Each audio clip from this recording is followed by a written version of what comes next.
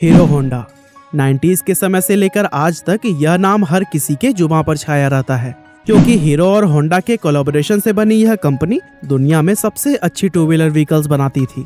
लेकिन company profitable होने के बाद भी अलग क्यों हुई और कैसे होंडा ने भारत की कंपनी हीरो के पीठ में छुरा घोंपा, आज के इस वीडियो में हम सब कुछ जानने वाले हैं।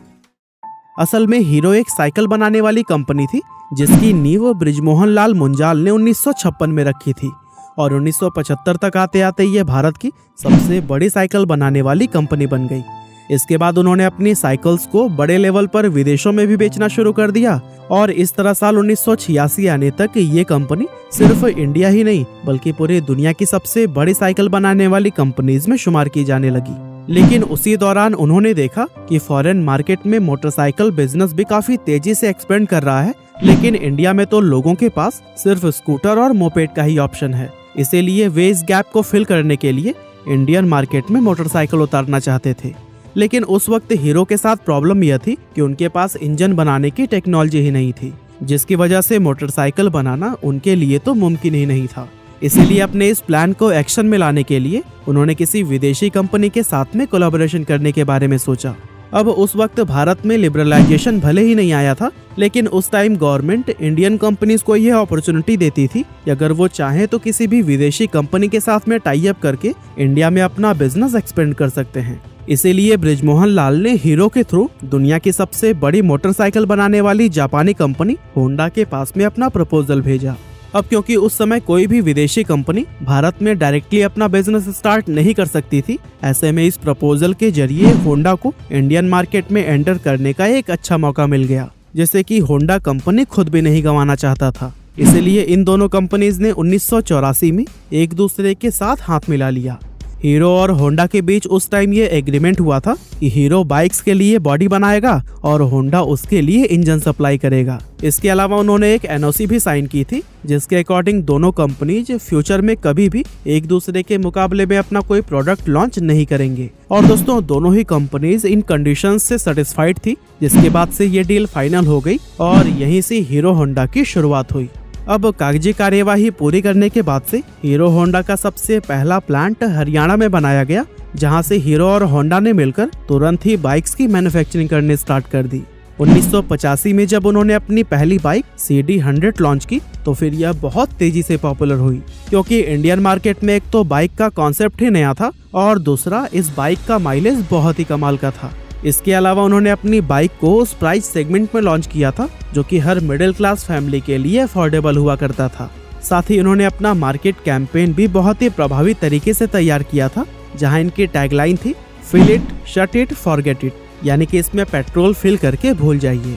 इस टैगलाइन का भी लोगों पर काफी ज्यादा असर हुआ और लोग इस बाइक के दीवाने हो गए थे, क्योंकि उन्हें स्कूटर वाला माइलेज अब बाइक में मिल रहा था। लेकिन उसी दौरान जापानी करेंसी में उछाल आ गया, जिसकी वजह से जितने भी स्पेयर पार्ट्स जापान से आते थे वो काफी ज्यादा महंगे होने लगे और हीरो होंडा को अपनी बाइक्स अफोर्डेबल बनाने में काफी दिक्कतें आने लगी। असल में यहाँ प्रॉब्लम यह भी थी कि उस वक्त हीरो होंडा के कई सारे कॉम्पिटिटर्स इंडियन मार्केट में आ चुके थे, जैसे सुजुकी, यामाहा, बजाज और टीवीएस। लेकिन ये सारे ब्रांड सिर्फ शहरी इलाकों में रहने वाले वेल्दी कस्टमर्स पर ही फोकस करते थे। लेकिन वहीं अगर हीरो होंडा को देखा जाए तो उनका मेन फोकस इंडिया के मिडिल और लोअर मिडिल क्लास कस्टमर पर था, जो कि एक अफोर्डेबल सोल्यूशन चाहते थे। और यही वजह थी कि हीरो होंडा की बाइक सिर्फ शहरों में ही नहीं बल्कि पूरे भारत में ही सबसे ज्यादा सेल होती थी। और यही सब देखते हुए कंपनी अपनी बाइक्स का प्राइस नहीं बढ़ाना चाहती थी, यहाँ तक कि इसी की वजह से कंपनी को काफी लंबे अरसे तक लॉस का भी सामना करना पड़ा। लेकिन 1990 में जब डॉलर का एक्सचेंज प्राइस रेगुलेट हुआ तो फिर हालात थोड़े सुधरने शुरू हो गए और देखते ही देखते कुछ ही समय में हीरो होंडा एक बार फिर से अपनी बाइक्स पर प्रॉफिट कमाने लगा और अगले कुछ ही सालों में कंपनी का प्रॉफिट $10 मिलियन को भी क्रॉस कर गया, जो कि उस जमाने में एक बहुत बड़ा नंबर था। अब यहाँ तक तो चीजें ऊपर से काफी अच्छी नजर आ रही थी, लेकिन अंदर से सिचुएशन बहुत पहले से ही खराब होनी शुरू हो गई थी। दरअसल कंपनी के मैनेजमेंट में शुरू से ही कई तरह की प्रॉब्लम्स चल रही थी, जैसे कि होंडा तो अपनी बाइक्स अमेरिका और रूस जैसे डेवलप्ड कंट्री में सेल कर रहा था, लेकिन हीरो होंडा को होंडा की तरफ से फॉरेन में अपनी बाइक्स को सेल करने की परमिशन नहीं थी। यानी एक तरफ तो हीरो साइकिल मैन्युफैक्चरर के तौर पर उस समय दुनिया की सबसे बड़ी कंपनी थी, यहाँ तक कि Guinness book of world records में भी इनका नाम दर्ज था। वहीं दूसरी तरफ होंडा की वजह से वो अपनी बाइक्स फॉरेन मार्केट में सेल नहीं कर पा रही थी। असल में इंडिया के बाहर हीरो होंडा को सिर्फ नेपाल, भूटान और बांग्लादेश जैसी आसपास की कंट्रीज तक ही अपनी बाइक को एक्सपोर्ट करना अलाउड था, जिसकी वजह से हीरो कंपनी इंटरनेशनल मार्केट में जो पोजीशन चाहती थी वो उसे नहीं मिल पा रही थी। अब एक तरफ तो होंडा काफी तेजी से ग्रो कर रहा था, लेकिन वहीं दूसरी तरफ हीरो एक लिमिटेड स्पेस में सीमित होकर रह गया था, जिसकी वजह से इन दोनों कंपनीज के आपसी रिश्ते खराब होने लगे। इसके अलावा कॉन्ट्रैक्ट के अकॉर्डिंग हीरो बाइक्स की बॉडी बनाती थी और होंडा इंजन।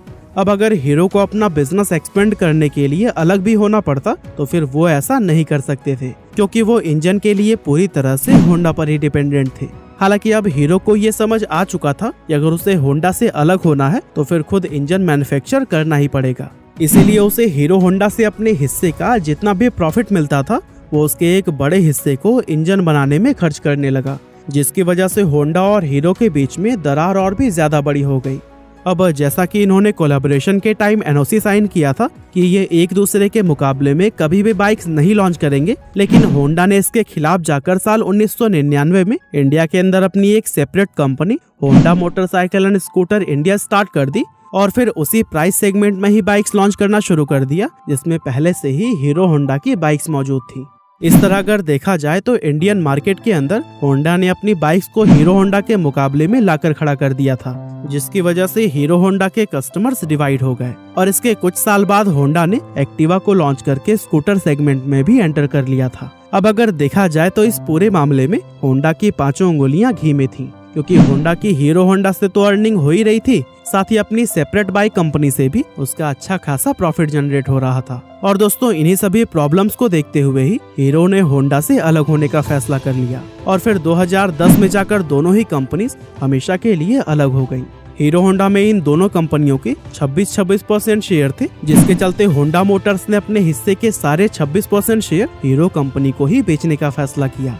और दोस्तों हीरो कंपनी के प्रमोटर ब्रजमोहन मुंजाल ने होंडा के ये शेयर्स 1.2 अरब डॉलर्स में खरीदकर अपना खुद का कारोबार हीरो मोटोकॉर्प के नाम से आगे बढ़ाया।